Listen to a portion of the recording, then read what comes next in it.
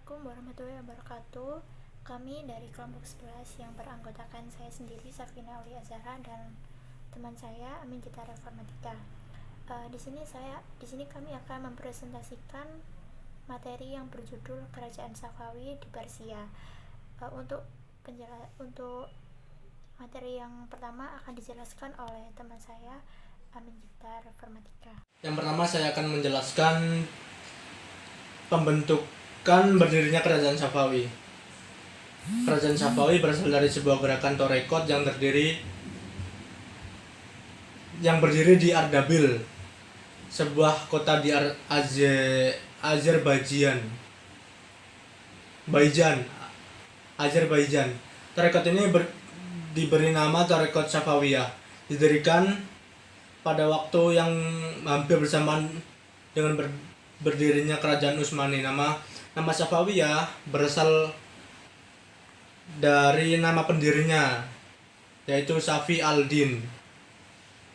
Dan nama Safawi itu terus dipertahankan sampai Torekot ini menjadi gerakan politik. Bahkan nama itu terus dilestarikan setelah gerakan ini berhasil mendirikan kerajaan.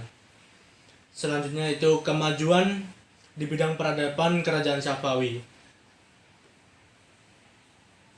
Bidang kemajuan yang pertama yaitu bidang politik dan pemerintahan.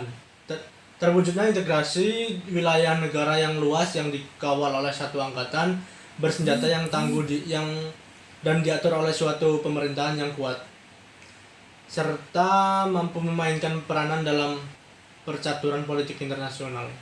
Yang kedua yaitu bidang ekonomi.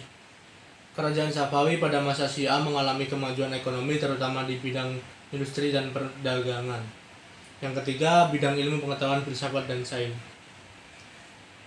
Pada masa Safawi, filsafat dan sains bangkit kembali di dunia Islam, khususnya kalangan orang-orang Persia yang berminat tinggi pada perkembangan kebudayaan.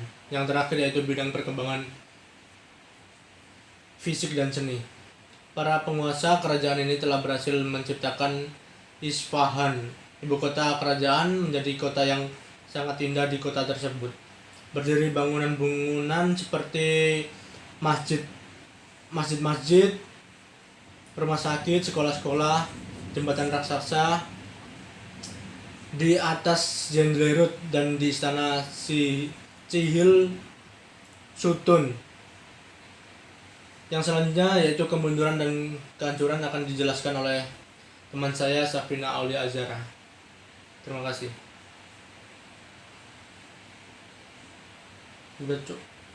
Lalu materi yang selanjutnya adalah kemunduran dan kehancuran Kerajaan Safawi di Persia. Nah, masa kemunduran dan kehancuran Kerajaan Safawi dimulai sejak Raja Abbas I telah tiada. Pada masa setelah Raja Abbas I ini, kondisi Kerajaan Safawi tidak menunjukkan grafik naik dan berkembang, tetapi justru memperlihatkan kemunduran yang akhirnya membawa kepada kehancuran kerajaan. Adapun sebab-sebab kemunduran dan kehancuran dinasti Safawiyah ya dapat dibagi menjadi dua faktor. Yang pertama, faktor internal. Yang pertama, terjadinya dependensi moral yang melanda sebagian pemimpin kerajaan Safawi yang juga ikut mempercepat proses kehancuran kerajaan ini. Yang kedua, seringnya terjadi konflik internal dalam bentuk perebutan kekuasaan di kalangan keluarga istana. Yang ketiga, para pasukan gulam atau budak-budak yang dibentuk Abbas I ternyata tidak memiliki semangat perjuangan yang tinggi. Yang keempat, para syekh kurang memiliki bakat dan kecakapan untuk memimpin negara. Hampir seluruh penguasa kerajaan Safawi tidak menyiapkan kader calon penggantinya secara baik, sehingga keturunan kerajaan hanya mengandalkan haknya sebagai pewaris kerajaan. Lalu dari faktor eksternalnya adalah adanya konflik yang berkepanjangan dengan kerajaan Utsmaniyah. Berdirinya kerajaan Safawiyah yang beraliran Syiah merupakan ancaman bagi wilayah kekuasaan Utsmaniyah, sehingga tak pernah ada perdamaian antara keduanya, meskipun pernah sempat tercapai perdamaian pada masa Syekh Abbas I Namun tak lama kemudian Abbas I melanjutkan konflik tersebut. Sekian dari kelompok kami. Mungkin dari teman-teman yang ingin bertanya atau didiskusikan, dipersilahkan.